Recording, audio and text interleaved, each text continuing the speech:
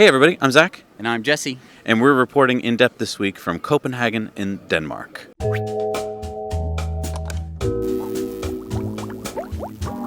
So one thing that we noticed as we've been traveling through Europe is that Europeans do it a little bit differently than we do in the United States. In terms of city design, in terms of how we treat bicycles and walking and other forms of transportation. Yeah, it's one thing that first struck me when we got to Scandinavia is bicycles. Let's talk about bicycles first, Jess. Yeah, they are everywhere. I mean, they are parked on the side of the road. There are huge areas where there's just tons and tons and tons of bikes parked.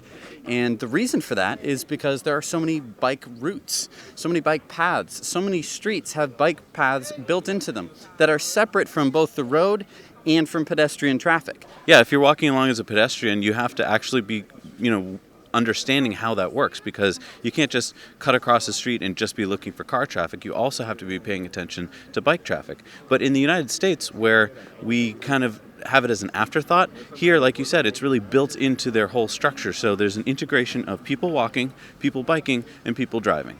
Right. And this promotes bicycling in, I would say, a climate that doesn't necessarily itself promote bicycling, because right now it's 44 degrees, but I still see a bunch of people biking, a bunch of people walking on the streets, and it's really the infrastructure that's already in place in terms of bike lanes and stuff like that allows people to do this kind of thing. Also, the bikes themselves are different than in the United States. Like in the United States, you mainly see the mountain bike, right? Yep. Which is made for kind of like off-roading and stuff. And here, they're really designed, it looks like, for cities. They've got different structures to them. So they've got baskets on the front. They've got places for the kids on the back. There's utility bikes, which are meant for carrying, items to work. And they're all different kinds of bikes for different kinds of uses. Yeah, it's almost like how you have different kinds of cars, different kinds of vehicles. I mean, there's not just one type of car. And they all work well together. Like, I noticed that everyone seemed to slow down and stop for each other, and there was no like beeping or yelling or honking. I didn't see anyone get hurt. And we're talking thousands and thousands of bikes, whereas in the U.S., it seems like even 20 bikes would make the city just come to a complete stop. Right. And this extends to even outside of the cities. We were driving through rural Denmark, and of course there would be sort of the highways that run between the villages and the towns, and then there would be bike routes that were on the side of these miniature highways. So, I mean, if you wanted to get from one town to the other, you could actually take a bike. And it was safe because they had put a barrier, like a grass barrier between that and the bike path. And there was usually a north and a southbound, like both ways on the highway.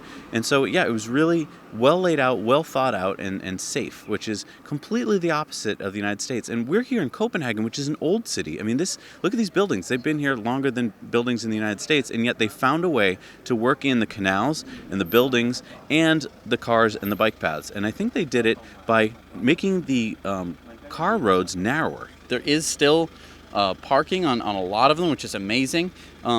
They do a lot of one-ways and a lot of very interesting interchanges to enable roads to work. I mean, it's not just your typical, four-way intersection. There's a lot of roundabouts, and really when you're driving, it's very rare that you're actually going to stop, especially when you're outside of the city. Yeah, let's talk about roundabouts and parking. So roundabouts, I mean, we're used to them in the United States. We have them, but they're everywhere here. You can go like 2 blocks, hit a roundabout, 2 blocks, hit a roundabout, and you would initially think that would slow everything to a crawl. But actually, you hardly ever slow down entering the roundabout because everything's working so efficiently.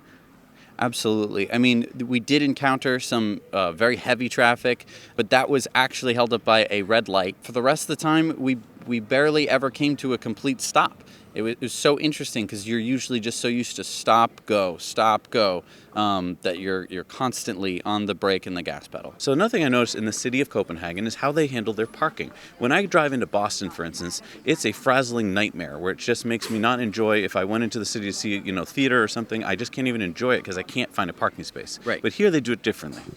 Here, you can park on the street, and the way they do it is there are different zones. So the closer to the city center, there's a higher level zone, and you pay more to park there for longer amounts of time. So there's kiosks on every block. You park your car, you go to the kiosk, you find out what zone you're in, and then you pay for a certain amount of time in that zone. And you can use an app. In this city, it's called Parkman. I'm sure there's others. And so basically, you don't have to do anything. You just get on your app and say, I'm parking. You pay for it. And then you can park anywhere within that zone or a lower zone for the rest of whatever time period you've picked. So, for instance, if you're going out to dinner, you could just say, I want to park until 11 p.m. and then don't have to worry about it. And there's plenty of spaces because it's all priced appropriately. Right. The price actually varies from time to time, so it disincentivizes you to park in certain zones at certain times. So one of the things about bike riding that I love that I've seen here is that it creates a sense of community. And if you see behind us, there are people eating outdoors. This is about 8 o'clock at night, and it's 44 degrees out Fahrenheit. And this normally in the United States, I don't think you'd see this many people eating outside. Yeah. And here's the interesting thing. So they have heat lamps, which we usually see in the United States, but they also have blankets. So if you want, you can put a blanket on over your lap. There's the heat lamp. You are, you're not going to be too cold.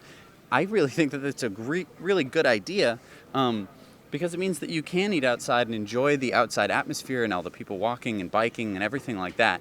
But you get to, not be freezing.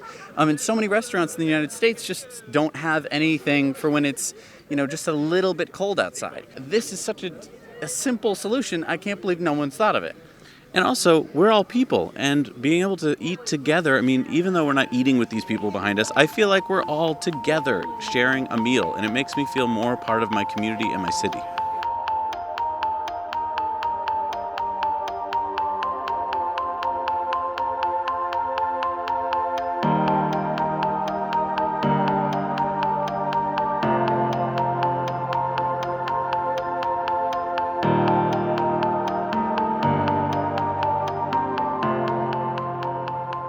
So another thing we were doing on the trip, Jesse, is we were counting trailers and pickup trucks. Tell me about that, because every time we were driving, I'd hear you guys shouting out a number. Yeah, so we were counting trailers, and we're not talking about like really big trailers or anything like that. These are small little two-wheeled trailers, and they're usually pulled by like a hatchback. Really, really small cars that are pulling these trailers. And one thing that we noticed was that there were basically no pickup trucks. We counted 9 pickup trucks, and we counted 189 trailers. Let's give you some perspective here. We drove throughout entire Denmark, right? We started in the south, went all the way around, came back down to Copenhagen, and during that entire about 5 days, this is what you counted. Exactly. And this includes Sweden, everywhere. Oh, this includes Sweden. This includes Sweden. This includes our entire trip. There were 189 trailers and 9 pickup trucks. Okay, tell me why that's important. So, that's important because if you think about it, a pickup truck is basically a hatchback with a trailer being pulled along, except it gets way worse gas mileage than something like a very small car with a tow hitch. Basically, half of the cars that we saw had tow hitches in the back, and they're different than the ones we see in the States. They're a lot smaller, it seems. They fit to the car's frame a lot better than what you typically would have to get in the United States. And this basically meant that people could do the types of jobs and stuff that they would usually use a pickup truck for, but instead they were able to do it with just whatever car they had around, which means that they got better gas mileage, which obviously makes sense in Europe because the price of gas is so expensive. And it means, to a lesser extent, that they're burning less CO2 for the most part. Obviously, when you put the trailer on, it's not as efficient, but you can take the trailer off. What I noticed was that the hitches that you're talking about were on cars that typically you would not see a hitch on. They were on just small little hatchbacks and stuff like that. So that means that basically any hatchback in America could pull a trailer if you wanted to. Right. And again, these were not big trailers. They were not hauling lots and lots of lumber. They were usually for, your typical homeowner needs. Maybe your move a couch, move a toilet, maybe some lumber. Now, a lot of times, if you need a trailer, it's a kind of a difficult thing in the U.S. But what I noticed here was that even at Shell stations and stuff like that, there were all kinds of trailers, closed ones, open ones, and it looked like you could just rent them for the day really easily. Basically, once you have something that works, like once you have a system, whether it'd be the bikes or the parking, once you have a system that actually functions well, then everything sort of falls into place. You don't really need to incentivize it beyond like, oh, well, this makes sense. I can buy a cheaper car than a big pickup truck. I don't have to pay as much for gas. Yeah, let's talk about gas for a second. Right.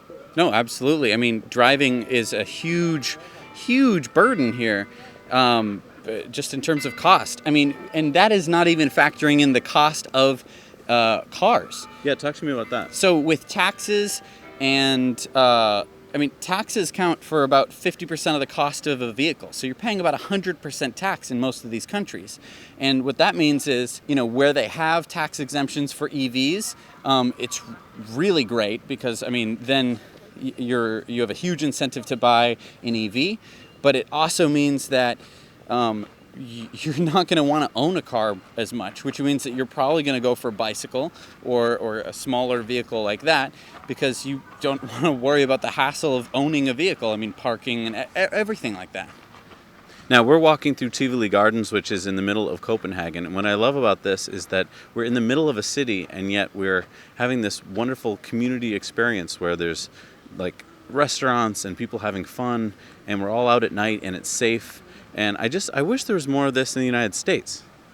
Yeah, you could go to an amusement park or something like that, but to me, it feels a lot different. I think probably because this is so old. Yeah, this was opened 200 years ago. So, it makes sense that it's kind of not the same as an amusement park you'd see in the U.S. today. Well, and it shows you if they built this hundreds of years ago into a city that they understood that you needed these kinds of things in a community in order for people to be happy. That's true. You need places to play and see other people and, socialize and stuff like that, right in the center of the city, not driving out, miles and miles and miles to the outskirts of town to some, Six Flags or something. This is right in the heart of the city. Right. It's sort of that third place. You have the home and work, and then, it's hard usually to find a third place. And for a lot of times it's going to be a bar or a club or, but if it's a place that isn't necessarily centered around those kinds of things and you're able to, go out and just have sort of like a mini adventure, I think that that's a really positive thing. Thank you so much for joining us for this in-depth Scandinavian style on Now You Know. Thank you to our Patreons who help support us. If it weren't for you guys, we wouldn't have been able to come on this trip and bring you guys along. So thank you so much. If you want to support us, head over to Patreon. You can support us for as little as $1 a month. That lets you see all of our Patreon bonus stories that we get. 4 of them a month. That's like what, 25 cents? 25 cents a story. Thank you so much for joining us, everybody. Now you know. You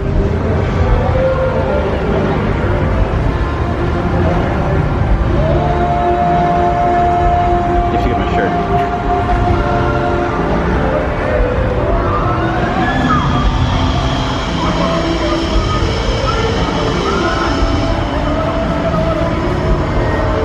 This was meant to be. Yeah. Some Starman. There's a cover band playing Starman over there in Ely Gardens.